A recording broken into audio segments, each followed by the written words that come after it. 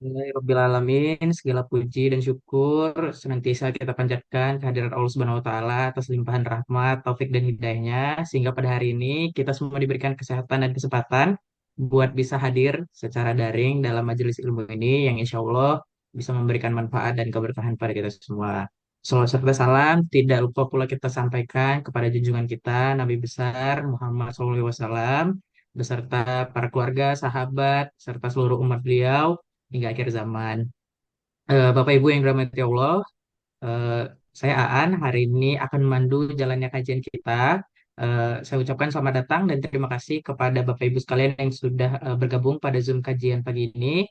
Tema kita hari ini tentang sholat-sholat sunnah dan puasa-puasa sunnah. Nah, topik ini sebenarnya sangat penting ya Bapak Ibu sekalian buat kita pahami dan nantinya juga akan kita implementasikan dalam kehidupan kita sehari-hari. Terutama sebagai bentuk penyempurnaan atas ibadah fardu dan upaya untuk kita mendekatkan diri kepada Allah Subhanahu wa taala. Di tengah rutinitas kesibukan kita ini, semoga kajian ini bisa jadi pengingat dan motivasi untuk memperbanyak amal sunnah yang bernilai besar di sisi Allah Subhanahu wa taala. Kajian ini nantinya akan disampaikan oleh Pak Usman Syihab yang telah hadir bersama kita melalui Zoom ini. Bapak Ibu sekalian, sebelum dimulai, saya ingin menyampaikan bahwa bagi Bapak Ibu yang ingin bertanya, nanti silakan mengetikkan pertanyaannya di kolom chat. Nantinya akan saya bacakan, saya sampaikan kepada Pak Usman dalam sesi tanya jawab. Namun kalau misalnya Bapak Ibu berkenan membuka mic dan bertanya langsung, itu kita lebih hargai lagi. Baiklah Bapak Ibu sekalian, mari kita buka kajian ini dengan membaca umul kita surah Al-Fatihah dengan harapan Allah memberikan kelancaran dan keberkahan untuk acara kita pada pagi hari ini.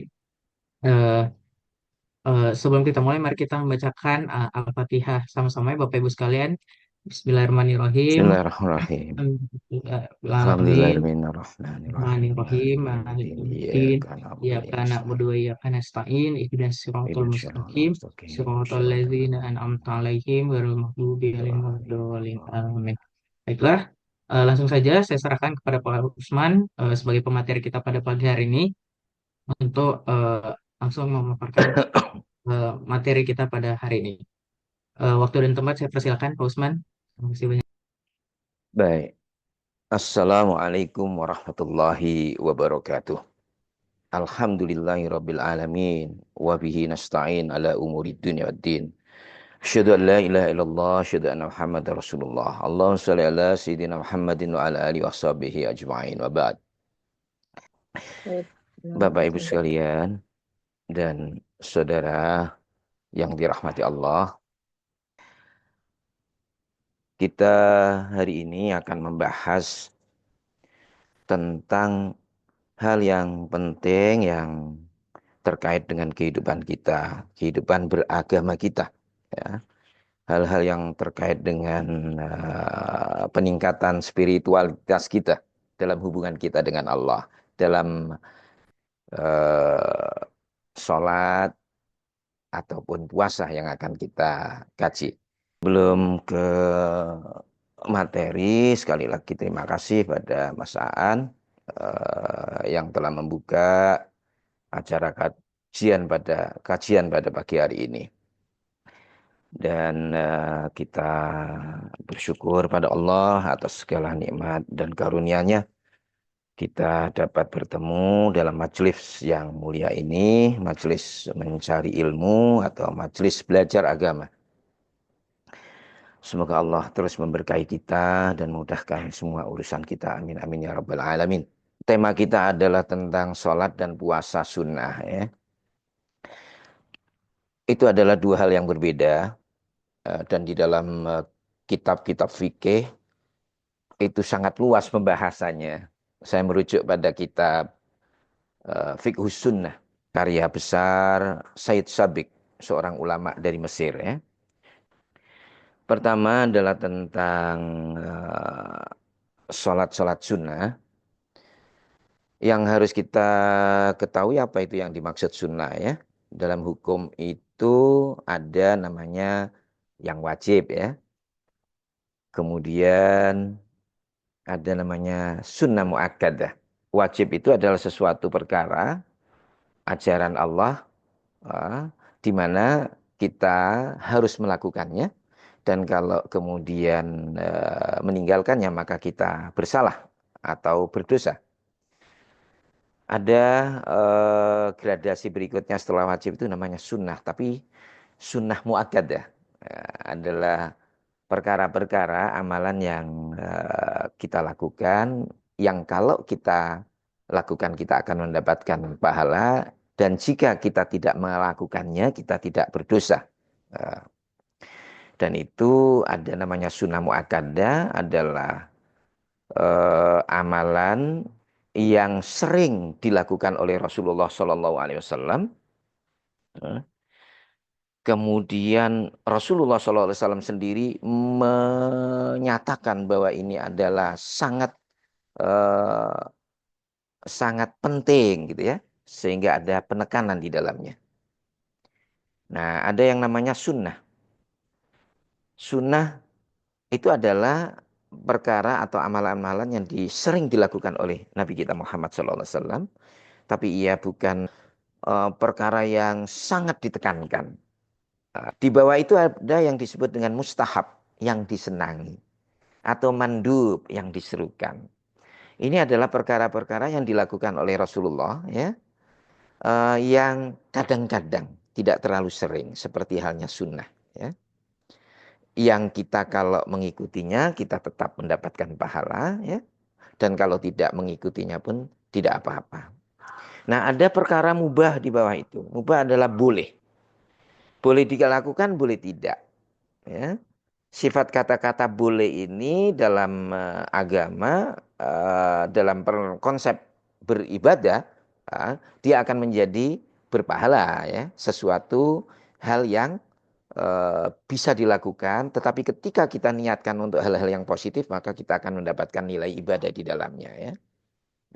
Nah, kenapa mubah kita cantumkan di sini? Karena nanti ada sholat istikharah itu adalah sholat sunnah yang dianjurkan oleh Rasulullah, tapi dalam perkara yang mubah, memohon alternatif terbaik, pilihan dari Allah, ya, untuk mendapatkan petunjuk dari Allah mana yang lebih baik dari dua pilihan. Nah, dua pilihan yang kita mau minta dari Allah itu harus merupakan perkara yang mubah. Tidak boleh dia perkara yang makruh, tidak juga apalagi perkara haram. Dua-dua haram kita minta pilih, tidak bisa, ya, tidak bisa. Nah, makruh itu adalah yang sangat tidak baik untuk dilakukan, ya, dalam aspek norma, ya. Dan dia belum masuk kategori haram. Kalau sudah haram adalah sesuatu yang kalau kita lakukan kita berdosa. Nah, ini adalah standar agama yang membatasi kita di dalam melakukan atau berbuat sesuatu di dalam kehidupan kita sehari-hari. Nah, ketika kita berbicara tentang sholat sunnah ini, tujuannya adalah bahwa agar kita dapat menambal kekurangan-kekurangan yang ada di dalam sholat wajib kita, ya. Barangkali terjadi dalam sholat-sholat fardu atau wajib kita, ya, ada kekurang sempurnaan, bisa ditambahi dengan apa? Sholat kita sunnah ini. Yang kedua adalah bahwa dalam sholat sunnah ini ada keistimewaan di dalamnya. Ada berbagai macam pahala yang dijanjikan oleh Allah Subhanahu wa taala maupun Rasulullah sallallahu alaihi wasallam. Rasulullah bersabda yang artinya adalah ibadah manusia yang pertama yang dihisab, yang dihitung nanti, ya, adalah sholat, ya. Kemudian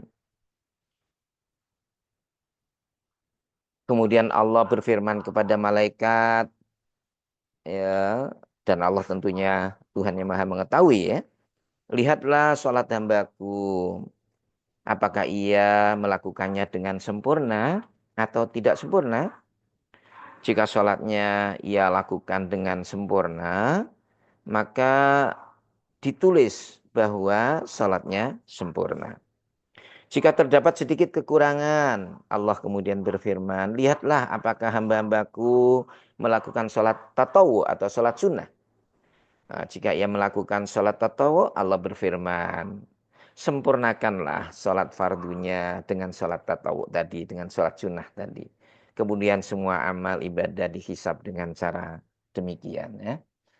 Bapak Ibu sekalian, ini adalah apa? Landasan hukum di mana kita sesuai dengan hadis ini kita perlu untuk sholat apa? Sholat sunnah. Tentunya ketika kita berbicara tentang sholat sunnah ini, kita sudah yakin bahwa kita melakukan dan berdisiplin melakukan sholat wajib atau sholat-sholat yang fardu ya, fardu. Nah, namun demikian kalau ada kekurangan-kekurangan di dalam cara kita, baik itu karena terlambat atau apa kekurang khusyuan atau cara wudhu kita kurang sempurna dan sebagainya. Nah, ini sholat-sholat yang diharapkan bisa menambal ya kekurangan-kekurangan di dalam cara kita sholat wajib. Anjuran sholat sunnah itu di rumah ya, di rumah. Sholatul mar'i fi baitihi afdal min sholatihi fi masjidi hadza illa al-maktubah. Sholat seseorang di rumahnya lebih utama daripada sholat yang ia kerjakan di masjidku ini. Kecuali sholat fardu. Ya, kecuali sholat fardu. Jadi sholat sunnah ini diharapkan untuk bisa dilakukan ya, dan akan lebih baik dilakukan di rumah, tidak di masjid. Ya, karena apa? Nah, ini hadis berikut yang menyebutkan ij'alu min sholatikum fi buyutikum wala tattakhidhuha kubura. Kerjakanlah sebagian dari sholat-sholat kalian di rumah kalian. Janganlah kalian menjadikan rumah kalian sebagai kuburan. Ya. Untuk sholat sunnah ini memang dianjurkan baik laki maupun perempuan untuk dapat melakukannya di rumah. Karena kita menginginkan di rumah kita ini bukan menjadi seperti dikatakan seperti kuburan ya, sepi ya. Nah kita ramaikan rumah kita dengan kan sholat-sholat sunnah kita, bacaan ayat-ayat suci Al-Quran, bacaan-bacaan takbir, tahmid, ya, istighfar, mengagungkan Allah, mensucikan Allah, memuliakan Allah, ya. Baik, kita banyak sekali sebenarnya slide yang saya siapkan sesuai dengan jenis-jenis sholat dan dasar-dasar hukum masing-masing. Kita lihat yang pertama adalah sholat sunnah rawatib ya. Kita mulai saja sholat sunnah rawatib. Sholat sunnah rawatib adalah sholat sunnah yang ada yang menjadi pengikut sholat fardu. Nah, sholat rawatib ini ada yang sifatnya sunnah muakkad yang sangat dianjurkan. Nah, apa saja sholat sunnah muakkad yang mengikuti sholat fardu kita? Pertama adalah sholat fajar, yaitu sebelum sholat subuh 2 rakaat. Ya, hadis yang menceritakan tentang keutamaan ya daripada sholat jenis sholat ini. Ya, Rok'atal fajri khairum minad dunya wa ma fiha. Ini untuk membayangkan bagaimana nilai dan pahala yang besar yang akan kita terima ya ketika kita melaksanakan sholat 2 rakaat sholat sunnah fajar atau sebelum menjalankan setelah adzan ya, sebelum kita melakukan sholat subuh ya, itu namanya sholat fajar, lebih baik daripada dunia dan isinya ya. Hadis riwayat Muslim. Sekali lagi di dalam hadis-hadis ini kita cantum hadis riwayat Muslim, hadis riwayat Ahmad, hadis riwayat Tirmidzi. Itu artinya teksnya ya, teksnya itu betul-betul ada di dalam riwayat yang diriwayatkan dari jalur Rasulullah kepada sahabat, perawi pertama, perawi kedua, ketiga, sampai di dalam buku Imam Muslim itu teks ya bunyi teksnya adalah sedemikian rupa ya. Tapi hadis dengan makna sedemikian rupa ada di dalam berbagai kitab-kitab yang lain, di dalam oleh perawi-perawi yang lain ya, lain. Karena mereka melihat Rasulullah melakukan itu dan mengatakan seperti itu, sehingga perbedaan boleh tak jadi perbedaan lafadznya ya. Fama ahabu ilayya minad dunya jami'an. Kedua rakaat itu lebih aku cintai daripada dunia dan segala yang ada padanya. Bapak sekalian, usahakan betul-betul ya. Dan saudara semuanya, kalau kita masih ada waktu ya, sholat subuh untuk kemudian kita sisipkan sholat 2 rakaat sebelum sholat subuh ya, qobliyah namanya ya, qobliyah. Eh, dan akan lebih baik kalau kita dapat menjalankan sholat subuh tepat waktu ataupun waktu yang awal ya. Nah, ketika kita sholat itu diharapkan kita sholatnya memendekkan bacaan-bacaannya. Bacaannya surat Al-Kafirun, surat Al-Ikhlas saja, tidak apa-apa 2 rakaat tadi. Berikutnya sholat yang muakkad adalah sholat sunnah duhur. Nah ini ya, kalau kita biasanya kan sholat sunnah duhur itu baik qobliyah maupun ba'diyahnya itu muakkad. Cuma yang kita ketahui biasanya 2 rakaat kan, 2 rakaat sebelum atau sesudah. Nah, dalam fikih yang terkenal ya ada 3 pendapat ini ya. 2 rakaat, eh, dia 4 rakaat, 2 sebelum dan 2 sesudah ya. Tapi ada yang mengatakan 4 rakaat, 4 sebelum dan 2 rakaat setelahnya. Ya, oh enggak, 8 rakaat, jadi 4 ya sebelum sholat duhur dan 4 setelah sholat duhur. Itu semuanya hukumnya adalah sunnah muakkadah. Kita bisa pilih salah satunya ya. Yang riwayat-riwayat menyebutkan ini semuanya. Kenapa ada perbedaan riwayat seperti itu? Ya karena Rasulullah ya kadang melakukannya 4 rakaat, ya kadang melakukan 2-2, kemudian 4-2. Nah, para perawi ini yang meriwayatkan, yang melihat itu menceritakan, ya, sehingga terjadilah sampai kepada Imam Muslim atau Imam Bukhari. Jadi kalau kita sebutkan ada Imam Muslim, Imam Nasai, Imam Bukhari, kutubu, ya itu adalah buku-buku yang final, yang pada tahap akhir, ya, proses kodifikasi hadis-hadis Rasulullah, ya, eh, yang ia peroleh dari berbagai jalur, dari atas dia, atas lagi sampai sahabat gitu. 2 generasi biasanya, 2 generasi atau sampai 3 generasi. Ya. Kemudian dibukukan oleh Imam Muslim, Imam Nasai. Ya, dan setiap hadis memiliki jalur riwayat itu. Nah ini adalah dasar ya. Nah, ini Ibnu Omar berkata, aku memelihara ya dari Nabi 10 rakaat. Sholat sunnah rawatib yaitu 2 rakaat sebelum duhur, 2 rakaat setelahnya. 2 rakaat setelah maghrib dikerjakan di rumah beliau, 2 rakaat setelah isya dikerjakan ya di rumah. Ini menunjukkan hadis pertama yang riwayat Umar bin Khattab, 2 rakaat 2 rakaat.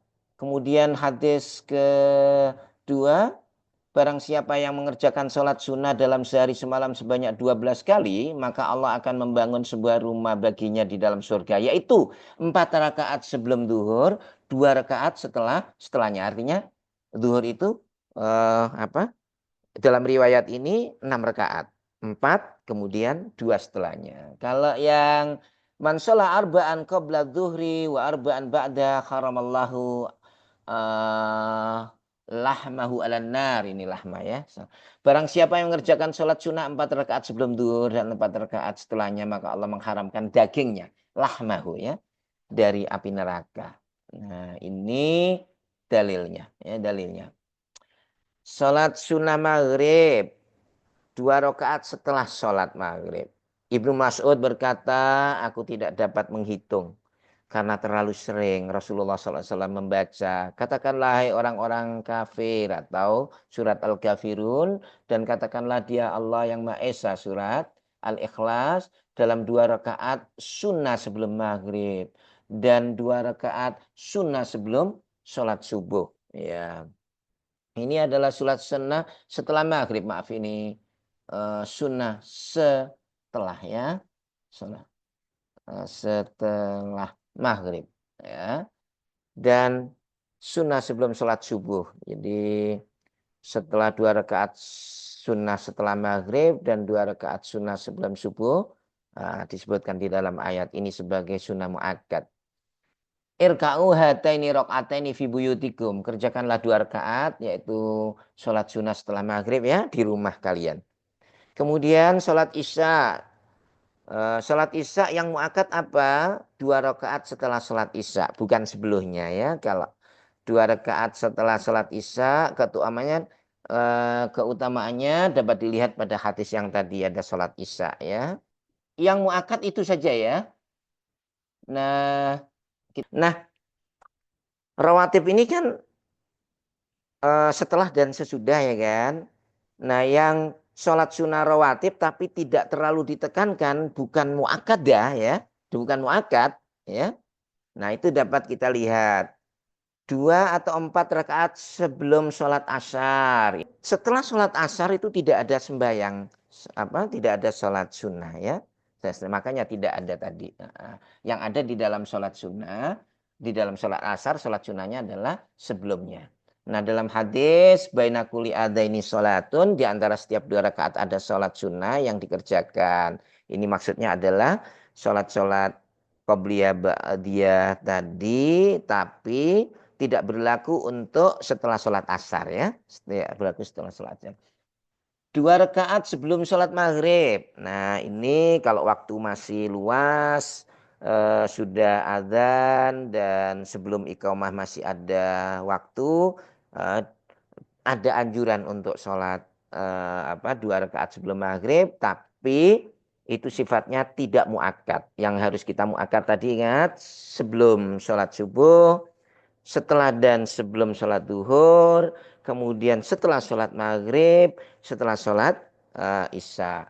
Nah sekarang asar kita boleh sunnah sebelumnya, kemudian sholat maghrib itu sebelumnya bisa, kemudian 2 rakaat sebelum sholat isya juga sunnah hukumnya ya.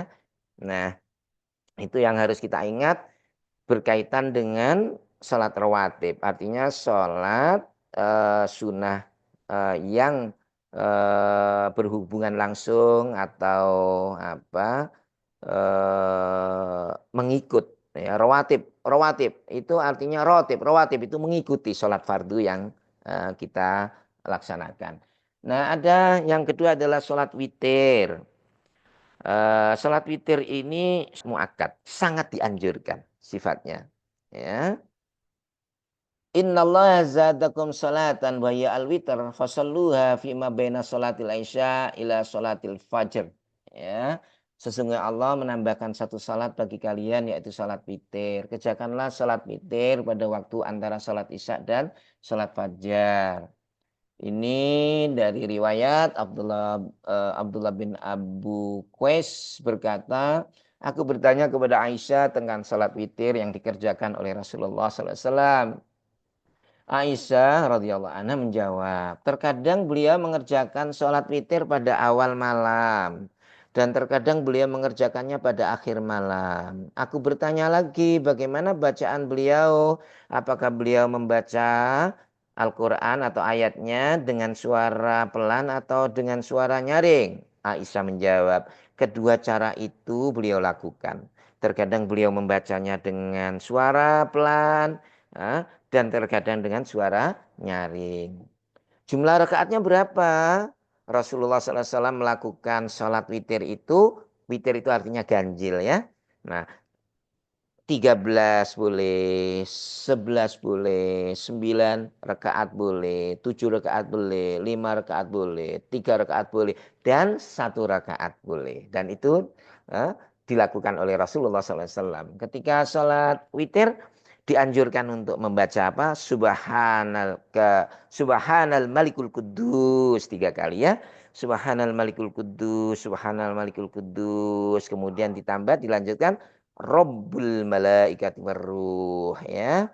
Maha suci Allah ya, Tuhan dan Dia Raja Al-Quddus yang Maha Suci, ya. Dia adalah Tuhannya para malaikat, ya.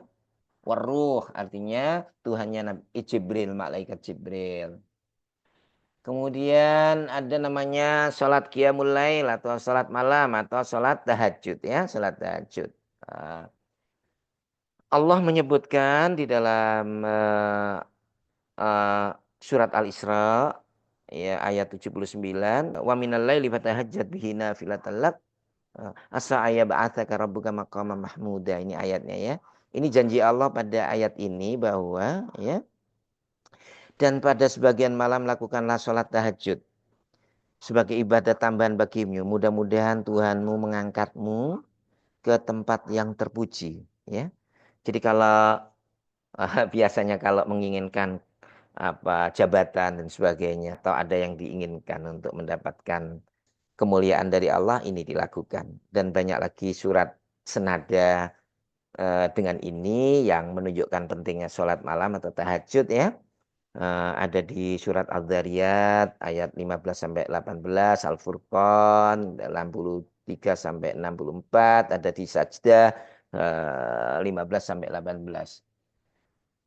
Kalau kita lihat dari hadis Rasulullah, ayyuhan nas afsus salam wa at'imut ta'am wasilu al arham wa shallu bil laili wan nasu niyamun tadkhulul jannah bisalam. Wahai manusia, terbarkanlah ucapkan salam, kedamaian, berikanlah makanan kepada orang yang lapar, sambunglah tali perkerabatan, silaturahim, ya. Sholatlah di malam hari ketika orang-orang lelap tidur. Niscaya kalian akan masuk surga dengan selamat. Hmm. Hendaknya kalian mengerjakan sholat malam karena sholat malam merupakan kebiasaan orang-orang soleh terdahulu yang dapat mendekatkan kalian kepada Tuhan kalian, dapat menghapuskan dosa dan kesalahan, serta dapat menjauhkan penyakit dari jasad kalian. Ini adalah hadis riwayat Imam At-Tabrani, ya. Dan keutamaannya kalau kita lihat di sini bahwa Tuhan kita Azza wa Jalla turun setiap malam ke langit dunia pada sepertiga malam yang terakhir. Dia berfirman, siapa yang pada saat itu berdoa kepadaku, aku akan mengabulkan doanya. Siapa yang pada saat itu meminta kepadaku, aku akan memberikan apa yang dipintanya. Siapa yang pada saat itu memohon ampun kepadaku, aku akan mengampuni dosanya, ya. Eh, ini keutamaan daripada sholat malam atau tahajud. Kalau kita melihat hadis ini, ya, siapa yang tidak mau untuk kemudian diijabahi doa, dikabulkan semua permohonan, ya, dari Allah Subhanahu wa taala. Dan permohonan-permohonan itu dijanjikan di dalam hadis ini akan di saat manusia-manusia sedang tidur, kita sendiri bertahmid, mengagungkan Tuhan, mendekatkan diri pada Allah, kemudian meminta, ya. Dalam janji hadis ini Allah akan mengabulkan permintaan kita. Kapan sholat lail itu atau sholat malam itu kita lakukan? Boleh dilakukan di awal, boleh dilakukan di pertengahan, boleh juga di akhir malam. Setelah melaksanakan sholat isya, ya. Jadi sholat isya dulu, ya. Setelah sholat isya baru melakukan sholat malam ini. Dapat dilakukan kapan saja di malam hari sesuai kondisi. Tidur dulu, ya kan. Kalau bangun langsung sholat bisa sesuai kondisi. Tidak mau memberatkan, ya. Tapi yang utama adalah di akhir malam, ya.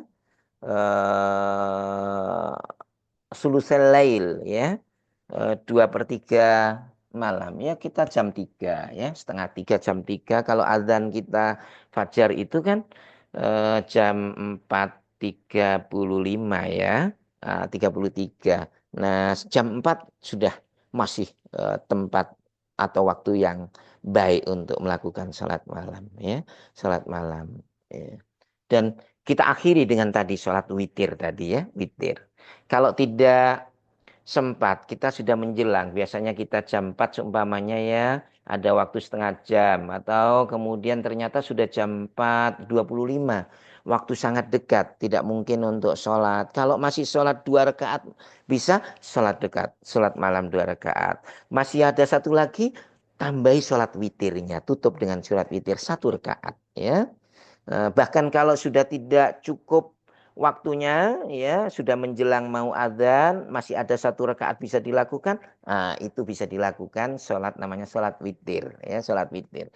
Kalau sholat tarawih itu apa? Nah, sholat tarawih adalah qiyam Ramadan atau sholat malam tadi yang berada pada bulan Ramadan yang sudah biasa kita lakukan. Tidak banyak yang harus saya sampaikan tentang hal ini.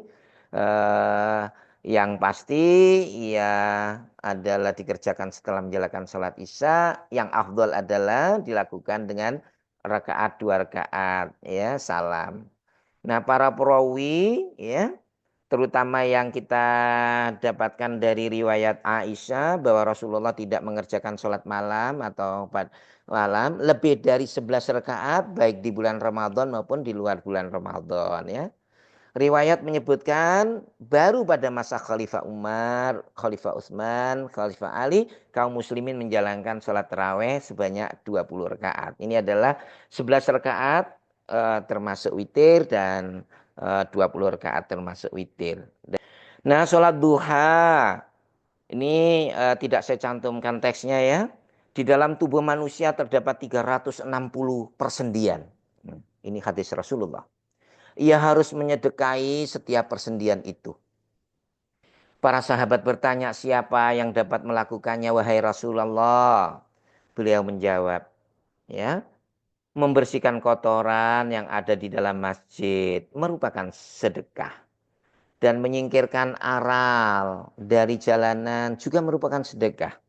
Jika ia tidak dapat melakukannya, maka ia cukup mengerjakan 2 rakaat sholat duha.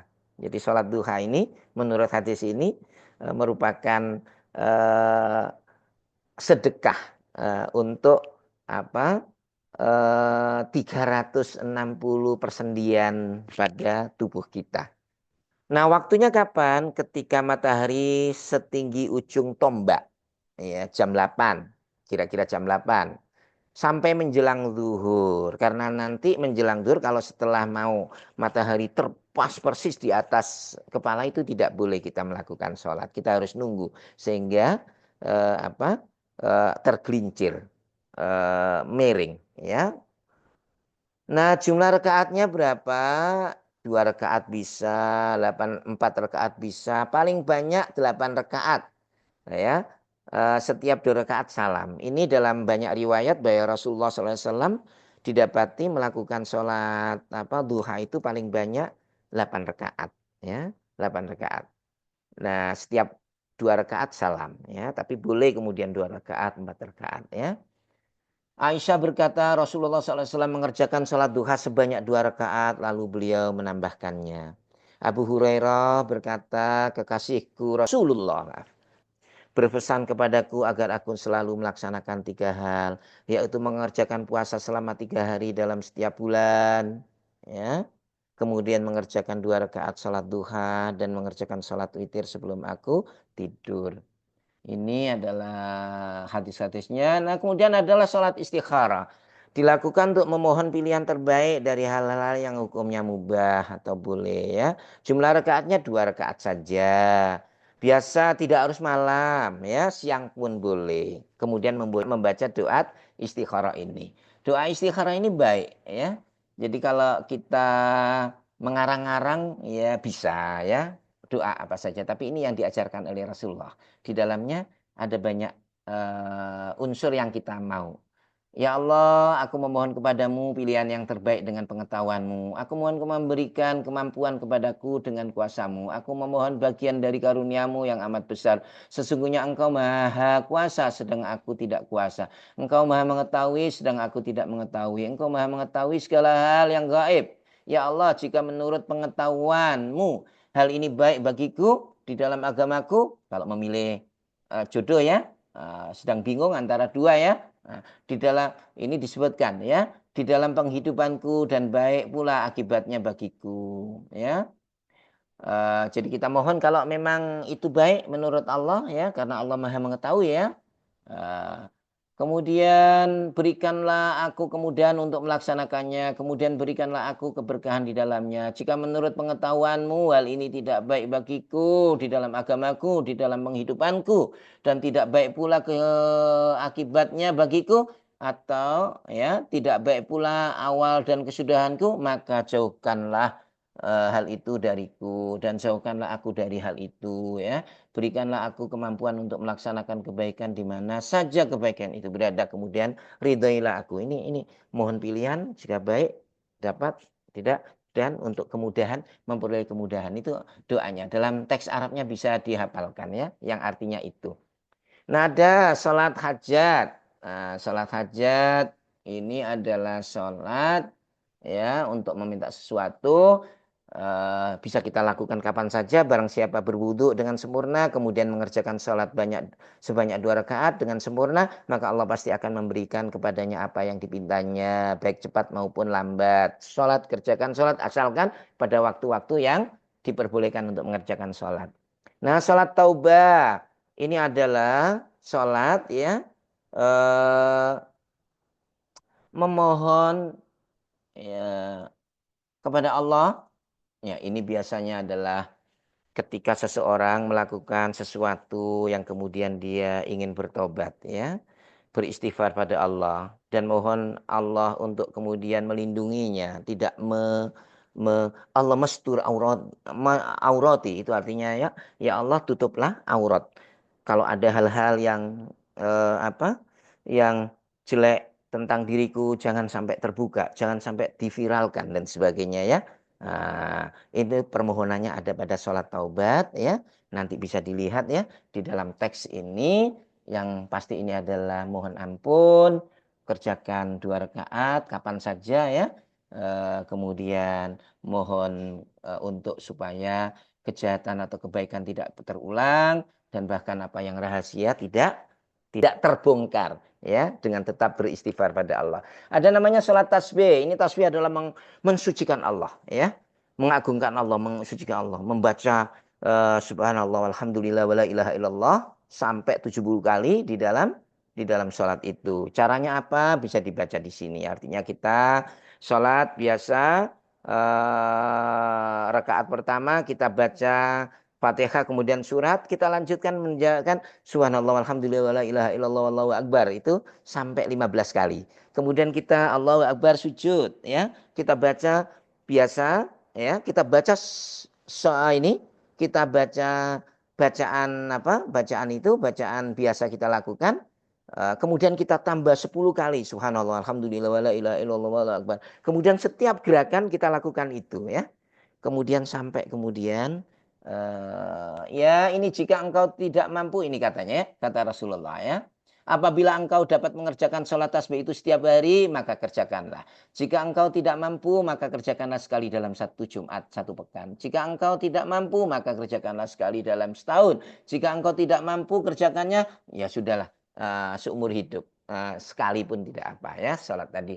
Nah, ada sholat gerhana, ini ketika terjadi kita lakukannya dengan sholat 2 rakaat, dengan rukuk 2 kali setiap rakaat, dilanjutkan khutbah, ya. Kemudian gerhana ini, ya, disunatkan karena ingin mengatakan bahwa gerhana adalah kejadian alami atas sunatullah, ya, dan menunjukkan kebesaran Allah. Kita tidak menjadi seperti orang-orang zaman kuno, kalau ada gerhana, ya, di kampung, wah, disangka itu kerjaan wewe gombel, ya kan. Nah, tidak, itu adalah kekuasaan Allah. Sehingga dalam sebuah hadis dan riwayat, ya, disebutkan bahwa bahwa terjadi matahari, ya, ketika Rasulullah sedang memakamkan proses penguburan putranya Ibrahim, ya, terjadi gerhana, ya, terjadi gerhana matahari. Oh, orang-orang itu, pada sahabat, oh, ini lihat itu gerhana terjadi karena atas kematian Ibrahim putra putra apa putra ini putra Rasulullah, ya, putra Rasulullah. Dijawab Rasulullah, tidak ada kaitannya antara kematian Ibrahim putraku dengan kejadian gerhana tersebut. Ia adalah sunatullah yang terjadi ya, dan oleh karenanya kemudian ada sunnah untuk melakukan sholat sholat gerhana tersebut.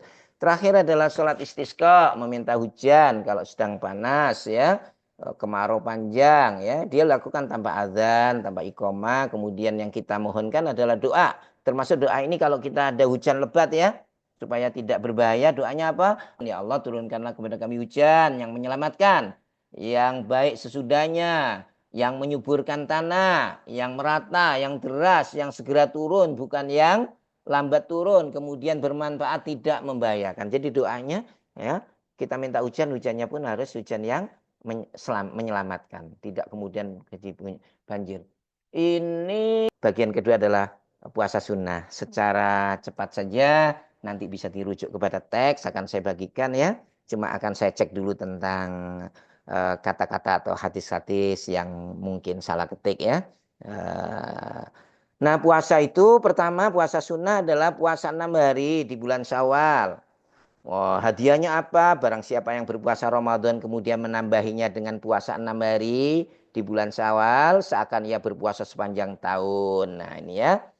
Puasa 6 hari setelah hari itu boleh dilakukan secara beruntun ya, dan boleh dilakukan secara tidak beruntun. Ini menurut Imam Ahmad ya, ahli fikih ya, di antara salah seorang daripada mazhab 4 ya. Jadi mazhabnya adalah bisa tidak beruntun kapan saja, yang penting 6 hari ya. 6 hari itu mulai di awal boleh, di tengah boleh, atau di akhir boleh, atau 2 dulu kemudian ditambah kapan karena sibuk dan sebagainya, 2 lagi gitu ya. Nah, itu diperbolehkan. Nah, tapi lebih utama menurut Imam Syafi'i adalah melaksanakannya secara beruntun setelah hari raya 6 hari. Nah, dan itu di kampung saya kalau sudah sholat Idul Fitri, kemudian berhari raya, hari keduanya sholat puasa sampai 6 hari, nanti hari ketujuhnya ada namanya hari raya ketupat ya kan. Jadi orang yang berpuasa dan tidak berpuasa ikut-ikutan berhari raya, namanya hari raya ketupat. Nah, yang kedua adalah ada puasa sunnah yang disebut dengan puasa 10 hari di bulan Dzulhijjah dan puasa Arafah. Ini sebentar lagi ya, ketika kita masuk bulan Dzulhijjah, kita disunatkan mulai tanggal 1, 2, 3, 4, 8 itu sebelum Arafah ya, di orang-orang sedang ada di Mina, nah, kita disulatkan untuk puasa. Kemudian khususnya lagi adalah pada di tanggal 9 nanti, yaitu Arafah. Janjinya apa? Yaumi Arafah yukafir sanatain madiyatain wa balah wasamu Asyura yukafir sana maldiyah. Ini puasa hari Arafat itu dapat menghapus dosa-dosa 2 tahun yang telah berlalu dan yang akan datang. Ini menunjukkan saking besarnya pahalanya ya. Dan puasa Asyura menghapus dosa-dosa 1 tahun yang telah berlalu. Ini kita akan lihat nanti puasa Asyura itu apa ya. Kemudian puasa hari tertentu di bulan Muharram lah ini ya. Ini kita lihat Ibnu Abbas radhiyallahu berkata, Nabi datang ke Madinah. Di sana beliau melihat orang Yahudi berpuasa pada hari Asyura. Asyura itu kapan? Asyura Asyir, ya, tanggal 10 Muharram. Beliau bertanya, hari apa ini? Orang-orang Yahudi menjawab, hari yang baik. Pada hari ini Allah menyelamatkan Musa dan Bani Israel dari musuh mereka. Karena itu Musa berpuasa pada hari ini. Maka mereka orang Yahudi pun berpuasa kan. Lalu Rasulullah bersabda, ana ahakku bi Musa minkum. Ya, aku lebih berhak untuk mengikuti Musa daripada kalian. Kemudian beliau melakukan puasa Asyura, ya, puasa 10 Muharram itu, dan memerintahkan para sahabat untuk melakukannya.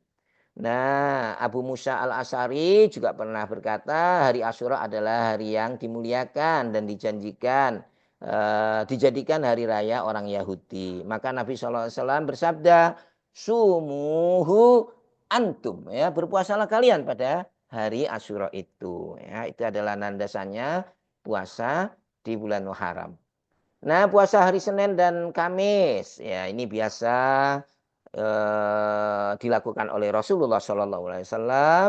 Nah, Abu Hurairah radhiyallahu anhu meriwayatkan bahwa Rasulullah sering melakukan puasa Senin dan Kamis. Beliau ditanya mengenai hal tersebut, beliau menjawab, ya, sesungguhnya amal-amal manusia dilaporkan kepada Allah pada hari Senin dan Kamis. Lalu Allah mengampuni setiap muslim atau setiap mukmin kecuali dua orang yang saling menjauh. Ya. Allah berkata, tangguhkanlah untuk keduanya.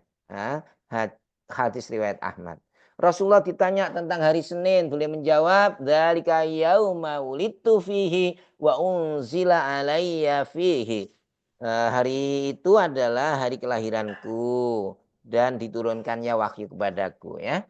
Itu hadis Rasulullah tentang pentingnya puasa hari Senin dan Kamis. Puasa 3 hari setiap bulan. Nah, ini ada riwayat, ya, dan banyak ada dalam fikih bahwa ini adalah bagian dan termasuk daripada puasa sunnah.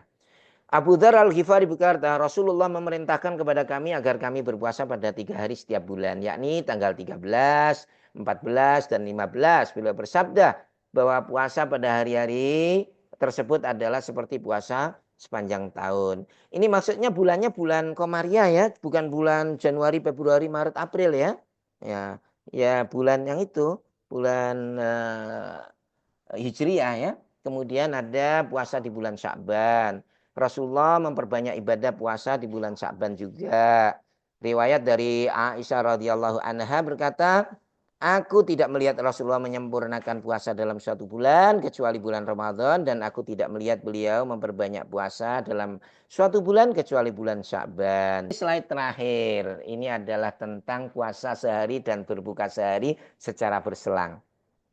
Ada seorang sahabat namanya Abdurrahman. Abdurrahman bin Amr berkata, Rasulullah bersabda kepadaku, aku telah mendapati informasi bahwa kamu selalu sholat pada waktu malam dan berpuasa pada waktu siang. Jadi ini orang ini sangat sregep, ya. Kalau siang puasa, malam sholat malam. Aku berkata, benar ya Rasulullah, ya. Apa nasihat Rasulullah? Kata Rasulullah, ya. Kata Rasulullah, puasalah, ya, dan berbukalah. Jadi puasa dan berbukalah. Sholatlah dan tidurlah. Karena sesungguhnya jasadmu memiliki hak terhadapmu. Istrimu memiliki hak terhadapmu. Dan Tuhanmu memiliki hak terhadapmu. Cukuplah kamu berpuasa 3 hari setiap bulan saja. Nah, tapi Abdurrahman kemudian berkata, wahai Rasulullah, sesungguhnya aku masih kuat. Beliau bersabda, ya sudah. Fasum min kulli jum'atin salasata ayyam. Berpuasalah 3 hari selama 1 minggu. Nah, apa kata sahabat tersebut? Aku berkata, wahai Rasulullah, sungguh aku masih kuat lagi. Maka Rasulullah bersabda, sum sauma nabiyillahi Dawuda wala tazid alaihi. Berpuasalah seperti puasa Nabi Daud dan janganlah kamu menambahinya. Aku berkata, wahai Rasulullah, apa puasa Daud itu? Beliau bersabda, Daud berpuasa 1 hari dan berbuka 1 hari. Nah, dialog ini menunjukkan sebenarnya, ya, ada hak untuk berbuka, hak untuk berpuasa, ya, hak untuk tidur, ya, dan istirahat, tapi juga ada untuk sholat malam dan sebagainya. Ini referensinya adalah dari fikih sunnah dari Said Sabiq, fikih sunnah Said Sabiq, ya. Bapak Ibu sekalian, itu yang dapat saya sampaikan, dan saudara semuanya, semoga bermanfaat, ya, dan mudah-mudahan kawan-kawan mendengarkan, ya, bisalah mendengarkan sambil masak, sambil apa, ya, nggak harus di depan komputer, ya. Yang penting suara saya kedengaran, itu sudah insya Allah mendapatkan pahala dan mendapatkan ilmu. Demikian Mas Aan, terima kasih, dan Ibu sekalian, sekali lagi terima kasih atas kehadiran dan keikutsertaan dalam kajian dan pengajian, ya, kita pada hari ini. Terima kasih. Terima kasih. Assalamualaikum warahmatullahi wabarakatuh. Silakan Mas Aan. Waalaikumsalam warahmatullahi wabarakatuh. Terima kasih banyak Pak Usman atas materinya. Semoga menjadi berkah untuk kita semua, terutama untuk Pak Usman dan Bapak Ibu sekalian. Baiklah, Bapak Ibu sekalian, tadi udah disampaikan materi oleh Pak Usman terkait dengan puasa-puasa sunnah dan sholat-sholat sunnah. Sekali lagi saya sampaikan kepada Bapak Ibu, apabila ada yang ingin dipertanyakan, silakan disampaikan di kolom chat ataupun jika berkenan nanti boleh langsung membuka mic-nya aja, menyampaikan pertanyaan langsung kepada Pak Usman. Saya persilahkan. Baik, udah ada pertanyaan pertama Pak Usman dari Bu Sofi. Izin saya bacakan pertanyaan ya Pak Usman ya dari Ibu Sofi. Izin bertanya, apakah boleh sholat taubat namun ditujukan untuk dosa-dosa yang sudah tidak kita ingat atau harus merujuk pada dosa-dosa yang spesifik? Karena syarat sah taubat adalah menyesali, artinya harus ingat terkait dosa yang mana dan disesalinya. Ah, gini ini, Pak Usman, Ya, ya, terkait ya. pertanyaannya Pak Usman. Baik, baik.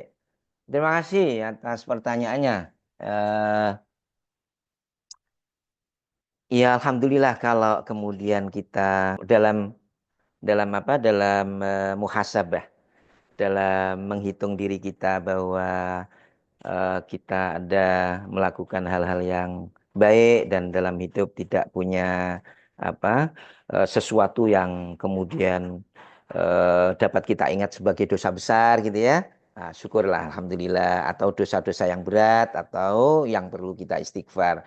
Kita bisa sholat itu ya, sholat terutama adalah dianjurkan karena sifatnya ini sunnah ya, sunnah. Semuanya adalah sunnah. Sunnah itu bisa dilakukan ya, bisa dilakukan dan kalau kita lakukan akan mendapatkan pahala. Sehingga kalau kita betul-betul merasakan ada kesalahan, perbuatan, yang dosa yang dapat kita ingat, kita secara spesifik kita mohon ampun dan bertobat untuk tidak melakukan. Tapi kalau kemudian tidak ada sesuatu yang kita ingat bahwa hal yang sangat sangat-sangat urgent untuk kemudian kita memohon ampun. Nah, kita manusia sering kemudian melakukan kesalahan, sering melakukan hal-hal yang mungkin kita sendiri tidak ingat. Tetapi biasanya kita mengatakan mohon maaf atas tersengaja dan tidak tersengaja, ya kan? Nah, boleh jadi kita melakukan sesuatu yang mungkin tidak sengaja. Kita bertobat, kita bisa melakukan itu, bertobat kepada Allah ya, untuk kemudian kita sholat. Kita sholat 2 rakaat karena ini semuanya adalah sholat sunat ya, sunat yang sifatnya adalah yang kalau kita lakukan ya, kita akan mendapatkan pahala. Yang kalau tidak kita lakukan tidak apa-apa ya. Termasuk yang puasa sunnah, kalau kita kemudian sudah niat puasa sunnah ya kan, kemudian membatalkan tidak apa-apa. Nah, yang niatnya sudah puasa di hari Kamis, kemudian dalam situasi tertentu setelah jam 9 ingin membatalkan, nah tidak apa-apa, langsung batalkan saja tidak apa-apa, tidak dosa ya, tidak dosa. Karena ini adalah perbuatan sunnah, puasa sunnah. Demikian juga sholat ya, sholat sunnah. Bisa kita lakukan, bisa kita tinggalkan. Demikian.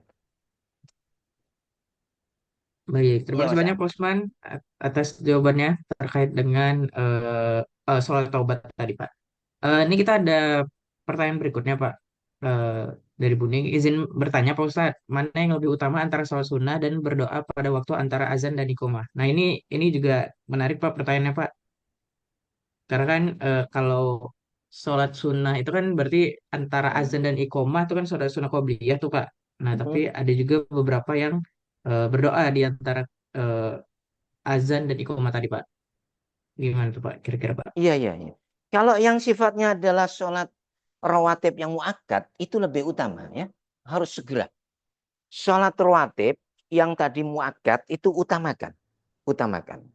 Karena itu adalah sunnah yang biasa dilakukan Rasulullah dan Rasulullah menganjurkan, sangat-sangat menganjurkan, ya. Sebelum subuh, ya, sebelum subuh, kemudian apa? Setelah dan sesudah zuhur, kemudian setelah maghrib, setelah isya. Ini secara konsisten kita bisa apa ini dan usahakan untuk bisa kita lakukan. Kalau ada doa yang lainnya ya tentu saja kita berusaha untuk menyediakan waktu lebih awal datang untuk menambah waktu. Setelah melakukan rawatib yang muakkad kita berdoa akan lebih afdol ya. Artinya kita berusaha untuk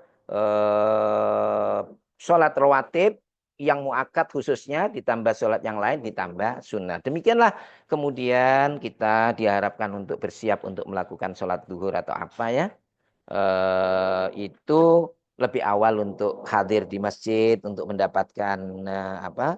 Mendapatkan mendapatkan waktu yang lebih leluasa untuk dapat melakukan sunnah rawatib yang muakkad dan yang tidak muakkad, tapi juga kemudian kita harus berdoa, ya berdoa. Nah, untuk kemudian di dalam sholat munfaridan, di dalam sholat sendiri, ya, yang tidak ada qomat, ya, pastikan bahwa muakkad sholat-sholat tentunya kita memiliki waktu yang luang, ya, kita bisa melakukan sholat rawatib dan sholat sunnah. Pada saat yang lain kita juga berdoa. Dua-duanya memiliki urgensi, tapi ada yang namanya muakkad kita usahakan. Maka ini juga adalah anjuran supaya ya kita memiliki waktu yang cukup untuk menjalankan sunnah rawatib. Tapi pada saat yang lain kita memiliki kesempatan untuk berdoa sehingga kita bisa hadir lebih awal ya ke masjid ya, atau mereka masjid pun sudah mengeset ya setting ya, sholat itu kan hanya 2 menit 3 menit, sholat sunat itu hanya 3 menit ya. Kita lihat di atas, kalau 3 menit masih bisa sholat ya, 4 menit 3 menit tidak bisa sholat ya kan. Kalau kita datangnya lebih awal ketika azan kita sudah ada di situ, kita cukup untuk sholat dan berdoa ya, berdoa. Oke. Yang kalau tidak cukup waktu doanya di saat sholat baina al adzanain itu dengan adzan ya, ya kita berdoa pada dengan sholat-sholat yang lain di sholat malam dan sebagainya.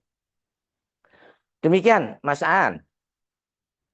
Baik, terima kasih banyak Pak Usman atas pertanyaannya. Begitu, atas jawabannya. Begitu, ini kira-kira jawabannya, Bu. Berikutnya Pak Usman ada pertanyaan dari Pak Firdaus. Namun ini kontekstualnya terkait dengan hablum minallah dan hablum minanas ini, Pak Usman. Yang kalau misalnya berbuat salah kepada Allah itu kan kita bisa meminta maaf dan mohon ampun tuh dengan doa atau tobat, Pak Usman.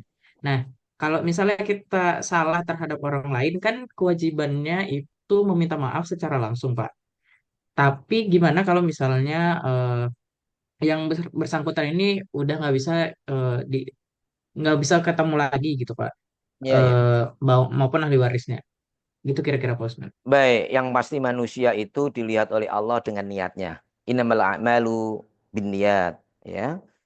Niat yang ada itu sudah dinilai oleh Allah Subhanahu wa taala. Kemudian dilanjutkan dengan usaha mencari orang-orang yang pernah kita memiliki kesalahan untuk kita cari untuk kemudian kita memohon maaf.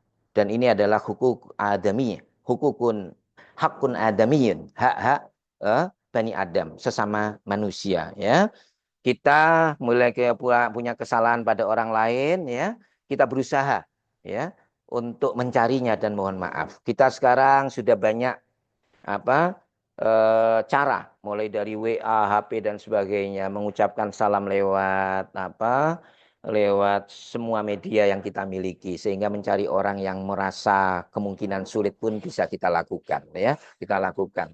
Nah, kalau kemudian sudah meninggal ya, hubungi keluarga dan kerabatnya bahwa ada penyesalan terhadap kesalahan yang pernah dilakukan dan mohon maaf ya. Tapi pada saat yang sama ya kan, pada sama kita memohon dan tobat kepada Allah Subhanahu wa taala. Allah Maha Pengampun ya, Allah Maha Pengampun. Ketika kita menyesali perbuatan, menyesali atas kesalahan yang kita lakukan sesama manusia, dengan kerabat, dengan yang lainnya, teman ya, dengan niat yang tulus dan penyesalan yang kita lakukan, Allah Maha mengetahui niat dan sebagainya, Allah mengetahui dan mengampuni atas apa yang kita pernah lakukan ya, dan kita tetap mohon ampun pada Allah tentang kesalahan yang sifatnya adalah hakun adamiyun tadi ya, dan dengan usaha-usaha yang tadi saya sampaikan ya, berusaha menghubungi, mencari keluarganya, mohon maaf pada keluarganya dan katakan penyesalan dan betul-betul menyesal dan kemudian kembali kepada Allah untuk kemudian mohon maaf. Semoga Allah memaafkan itu semuanya. Demikian Mas Aan. Baik, terima kasih banyak, Bosman. Semoga dapat menjawab pertanyaan dari Pak Firdaus. Pertanyaan berikutnya, Bosman. Pak dari Pak Multirom, Pak. Pak Ustadz, saya pengen nanya, apakah ada doa yang sifatnya sunnah atau malah wajib yang dibaca oleh Rasulullah? Ini pertanyaan sampai situ sih, Pak. Oh iya, iya. Tadi ada doa khusus seperti dalam slide nanti baca ya. Ketika apa? Sholat malam apa yang dibaca tadi ada. Kemudian kalau istikharah tadi ada teksnya ya. Teksnya panjang dan itu teksnya bagus. Karena itu adalah dari Rasul kita ya, mengajarkan bahwa Allah Maha mengetahui apa yang kami tidak ketahui, maka kami beristikharah ya, mana yang baik ya, antara si A dan B. Kalau memang si A ini ya terbaik ya, kami belum tahu, maka berikanlah kebaikan dan pilihlah bahwa itu yang terbaik ya, dan mudahkanlah untuk mencapainya dan sebagainya. Itu tadi adalah teks-teks apa? Doa ya. Ada beberapa yang memang ada doa yang itu merupakan bacaan-bacaan pada sholat tertentu. Termasuk doa kalau kita sholat apa istisqa kan minta hujan ya kan. Jangan sampai salah.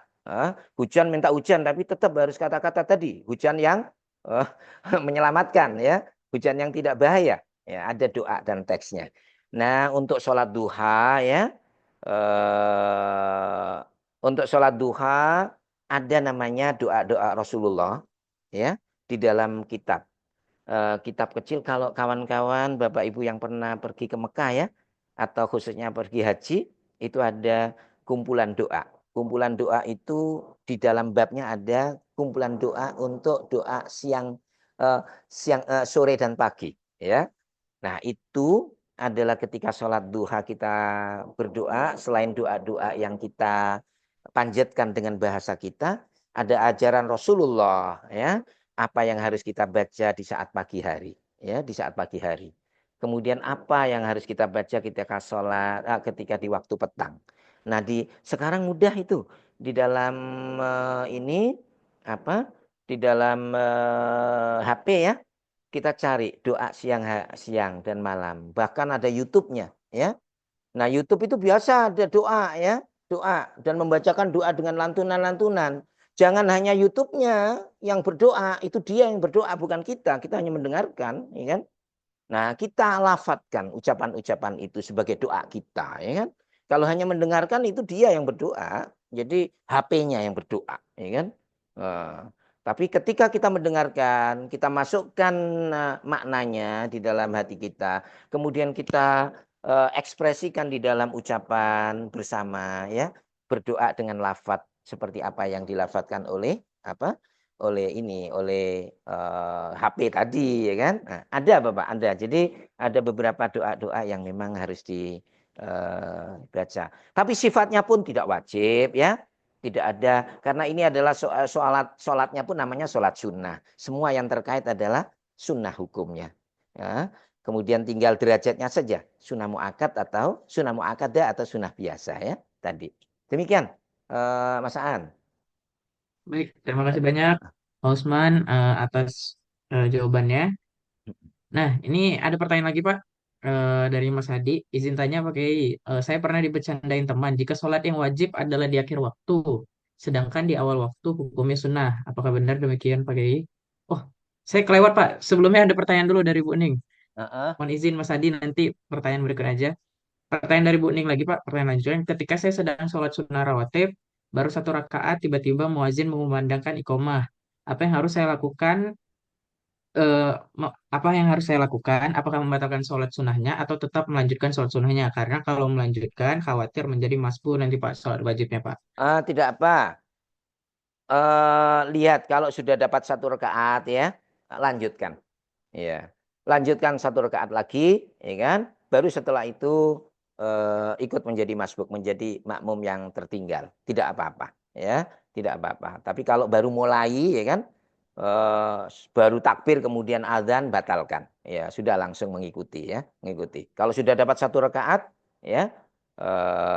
Kalau nanti baru takbir sudah ada nanti malah barengan nanti sama-sama sholat masing-masing gitu kan.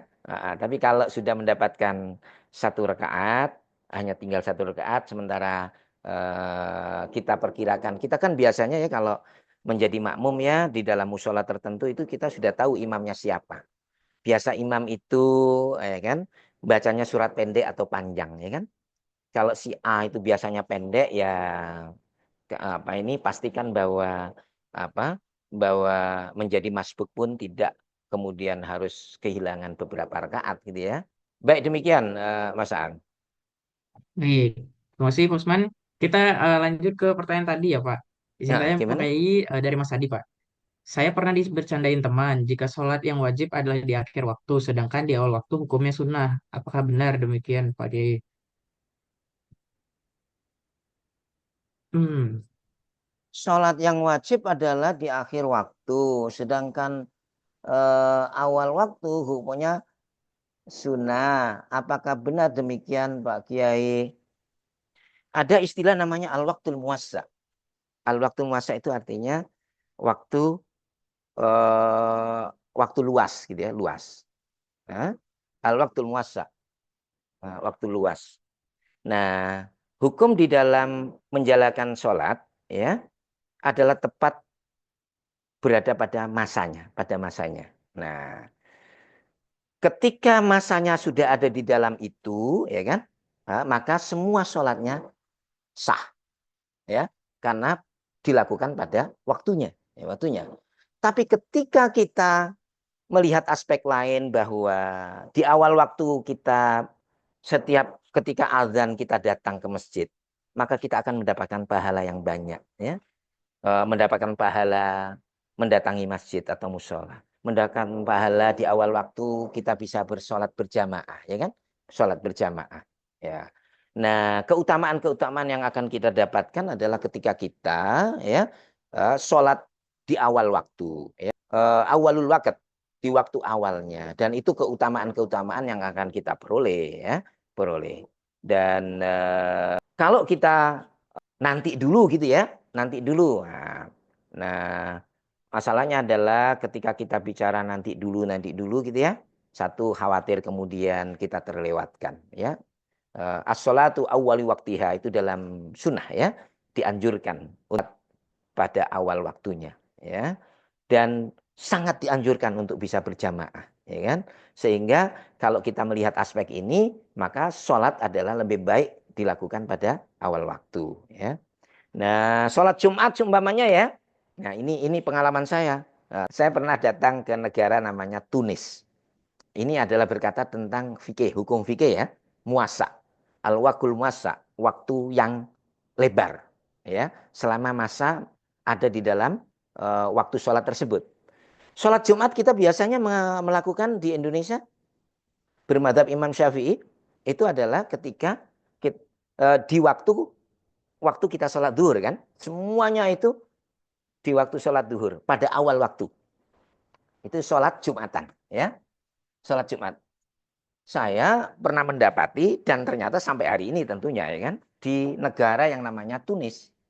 Saya ditanya, Pak mau sholat Jumatan sekarang atau nanti menjelang asar? Saya kaget. Loh, maksudnya apa Mas? Iya, di sini sholat 3 kali. Masjid-masjid sholat Jumat itu 2 kali. Ini namanya al-waktu muwassa. Nah, bisa pilih kantor-kantor atau orang yang bekerja pada ingin sholat awal waktu pada jam 12 gitu ya. Pas masuk waktu duhur, 12.20 gitu ya. 12.20 lah. Ya. Mereka sudah ngumpul seperti yang kita lakukan. Tapi ada masjid-masjid yang disetting, sholatnya adalah jam setengah 2. Setengah 2 baru sholat. Masjid semuanya setengah sholat. Mereka sholat apa? Jumatan dan khutbah kemudian sholat. Nah ternyata ada juga sholat itu mendekati sholat asar, sholat Jumatan itu. Nah saya tanya, kita nanti setelah sholat hari ini sore ada di mana? Ternyata ada di airport, harus nyampe airport jam 4. Ya, saya bilang, baik kalau gitu kita pilih di masjid yang dekat airport saja. Berarti sholat yang terakhir untuk pengalaman ya kan, saya sendiri belum pernah mengalami. Ternyata sholat Jumat itu dilakukan pada jam 45 menit sebelum adzan asar. Jadi 45 menit sebelum asar dimulai jamaah semuanya ngumpul, sudah ngumpul, kemudian khutbah Jumat, kemudian sholat Jumat. Setelah sholat Jumat, ya, para jamaah siap-siap, ya, mendengarkan adzan asar, ada sebagian yang wudhu lagi, ada sebagian, nah dilanjutkan sholat asar. Jadi itu adalah peristiwa sholat jamaah asar, ya, yang saya rasakan jamaah yang terbanyak melakukan sholat jamaah asar di luar Masjid Nabawi dan Masjidil Haram, nah, di tempat lain. Nah, karena mereka jamaah yang tadi sholat Jumat langsung melakukan sholat asar kalian, ya kan? Nah, itu namanya al-waqtul muwassa. Bisa dipilih, ya. Tapi kemudian ketika kita sholat rawatib dan sholat-sholat sehari-hari, ya, kita akan lebih baik dan sangat lebih dianjurkan untuk bisa sholat waktu di awal waktu, karena ketika sholat kita di awal waktu kita bisa mendapatkan jamaah, ya. Kita sholat rawatib juga ada, kemudian kita mendapatkan waktu-waktu yang sangat istimewa di dalam Islam, di mana kita antara adzan yang disampaikan oleh muadzin dengan iqomah itu adalah ada detik-detik yang sangat berharga untuk kita kemudian berdoa. Dalam proses untuk berdoa itu semuanya akan lebih baik kalau sudah kita memiliki kesiapan setelahnya untuk melakukan sholat melanjutkan dengan sholat di awal waktu tersebut. Demikian Mas Aan. Baik, terima kasih banyak Pak Usman.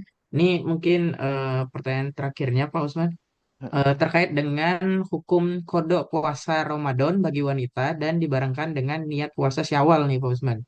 Jadi mungkin Bisa ya. puasa Syawalnya digabungkan dengan puasa kodok Ramadannya Pak. Ada dua pendapat ini, ya. Ada mengatakan bahwa satu amalan dengan niat dan satu tujuan, ya, yang dengan demikian mendapatkan salah satunya saja. Tapi ada yang mengatakan bahwa sholat sunnah bisa dibarengkan dengan qadha, ya. Seperti kalau kita sholat sunnah apa ini Kamis, ya, ketika kita masih punya hutang kita lakukan pada saat hari Kamis atau Senin, ya, sehingga puasa tersebut kita memperoleh pemenuhan kewajiban kita sebagai qadha, pada saat yang lain kita mendapatkan pahala ketika kita melakukannya di hari Kamis atau Senin di saat atau Syawal, ya, Syawal. Jadi demikian Mas Aan. Baik, terima kasih Pak Usman. Kalau pertanyaan dari saya nih ya Pak ya. Nah, pertanyaan dari saya pernah hadir di sebuah diskusi gitu Pak. Nah, kalau puasa Arafah itu kan menghapuskan dosa 2 tahun sebelumnya, gitu kan Pak ya, dan 2 tahun setelahnya. Nah, tapi di dalam satu diskusi tersebut juga disampaikan bahwa sholat apa puasa Arafah itu tidak dianjurkan untuk eh, para jamaah haji Oh, betul. Pak. Iya, Nah, iya, itu iya. ya kira-kira gimana nih Pak? Iya. Kenapanya itu kenapa gitu Pak? Oh ya, orang di saat apa Arafah tadi, ya. Betul, betul bahwa puasa Arafah ini hanya dilakukan, disunahkan bagi mereka yang tidak sedang melakukan ibadah Arafah. Kita bisa membayangkan bagaimana bapak-bapak atau kita semuanya sedang ada di Arafah yang demikian panas, ya. Dengan kita memerlukan energi yang kuat, kita mau amalan-amalan itu sangat berat pada hari itu, pada Arafah, ya. Kita tidak membayangkan, ya. Kemudian mereka harus berpuasa, ya. Dan itu tidak akan mungkin, gitu ya. Tidak akan mungkin. Dan juga tidak mungkin sebuah syariat membebani hal yang sedemikian rupa. Agama kita tidak akan memberikan beban yang sedemikian berat. Apa yang tidak mungkin dilakukan, ya. Kita kondisi Arafah demikian, ya, panas dan perjalanan, ya, kita bahkan justru memerlukan asupan gizi yang kuat, ya, yang baik sehingga kita bisa mengamalkan ibadah yang paling utama yaitu haji berada di Arafah. Maka demikian untuk menghormati keagungan dan bersamaan dengan perjuangan mereka di tanah Arafah, ya, kita disunatkan oleh Islam, oleh Nabi kita Muhammad melaksanakan puasa di Arafah tersebut, ya. Selain apa sebagai penghargaan terhadap ritual ataupun ibadah haji itu sendiri, ya kan? Eh, Demikian juga ia adalah memang rentetan puasa yang memang dengan janji-janji Allah dan Rasulnya tentang apa yang kita peroleh bila kita melakukannya. Ya. Jadi memang tidak akan mungkin seorang yang sedang berhaji dan posisinya ada di Arafah, mereka melakukan itu, Mas An. Makanya itu hanya diwajibkan kepada orang-orang yang berada di luar tanah Arafah dan mereka yang tidak sedang melakukan haji tersebut. Demikian. Oke, baik. Terima kasih, Pak Usman. Berarti kalau dari jawaban yang Pak Usman bisa kita simpulkan bahwa sebenarnya Islam memberikan kemudahan bagi jamaah-jamaah haji yang sedang melakukan ibadah haji dan juga memberikan keberkahan haji itu juga untuk bisa dinikmati oleh umat Islam di luar yang melaksanakan ibadah haji tersebut. Berarti ya, Pak Usman ya. Betul, betul. Ini adalah peristiwa penting. Setahun hanya sekali peristiwanya.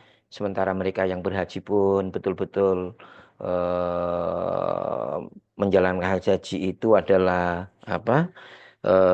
Kewajiban pemenuhan kewajiban kita yang sangat berat, memerlukan harta yang cukup, kesehatan yang baik, dan izin Allah yang biasanya dipanggil Allah. Tapi semuanya kita dipanggil sudah, ya kan. Yang perlu adalah usaha, ya kan. Ada orang bilang, oh belum dipanggil, ya kan. Ya, semuanya dipanggil oleh Allah, ya. Tergantung kemudian siap atau tidak dan berjuang untuk berusaha memenuhi panggilan itu atau tidak. Nah, itu yang harus kita lihat, ya kan. Sehingga kita menjadi orang-orang yang dapat memenuhi panggilan tersebut. Betul, Mas Aan. Ya, mereka kita apa? Kita memperingati, ya, menghormati Arafah dengan menjalankan puasa dan di dalam puasa itu kita dijanjikan pahala yang sedemikian besar. Baik, demikian yang bisa saya sampaikan. Baik, terima kasih banyak Pak Usman. Mungkin pertanyaan saya tadi menutup sesi tanya jawab kita pada pagi hari ini. Terima kasih banyak Bapak Ibu sekalian yang sudah memberikan pertanyaannya. Semoga ilmu-ilmu yang diberikan dapat menjadi manfaat bagi kita. Eh, Pak Usman, ada yang ingin disampaikan untuk sebagai penutup kita pada pagi hari ini, Pak? Baik, saya hanya ingin mengucapkan terima kasih atas kebersamaan kita pada pagi hari ini, ya. Dan kita tutup dengan doa insya Allah, ya. Baik, mari kita beristighfar kepada Allah, memohon ampun, astagfirullahaladzim, astagfirullahaladzim, astagfirullahaladzim. Alhamdulillahirabbil alamin hamdan yuwafi ni'amahu yukafi mazidah rabbana lakal hamdu kama yanbaghi li jalali wajhikal karim wa 'azimi sultanik. Allahumma shalli ala sayyidina Muhammadin wa ala alihi wa sahbihi ajma'in.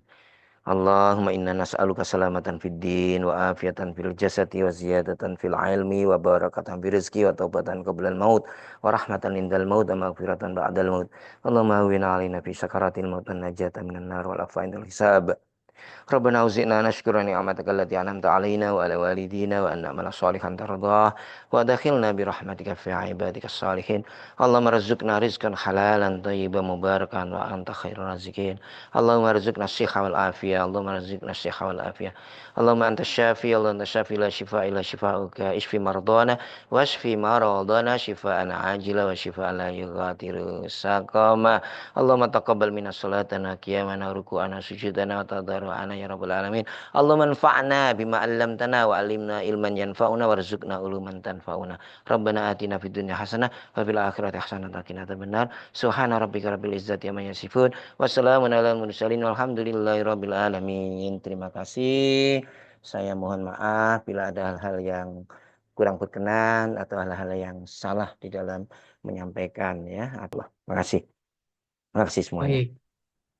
Terima kasih banyak Pak Usman atas ilmu-ilmunya. Semoga diberikan keberkahan kepada Pak Usman dan kepada kita semua. Terima kasih sekali lagi saya ucapkan kepada Bapak Ibu yang sudah menyempatkan hadir pada pagi hari ini. Eh, Semoga diberikan rahmat oleh Allah Subhanahu wa taala karena telah hadir pada pagi hari ini. Sekali lagi terima kasih eh, untuk pengajian kita pada pagi hari ini. Kita cukupkan. Eh, Wabillahi taufiq wal hidayah. Wassalamualaikum warahmatullahi wabarakatuh. Waalaikumsalam warahmatullahi wabarakatuh. Terima kasih ya, Saan. Iya, terima kasih banyak Terima kasih Pak teman-teman Ustadz, sekalian. makasih Mas Aan. Hmm. Sama-sama. Masih, masih.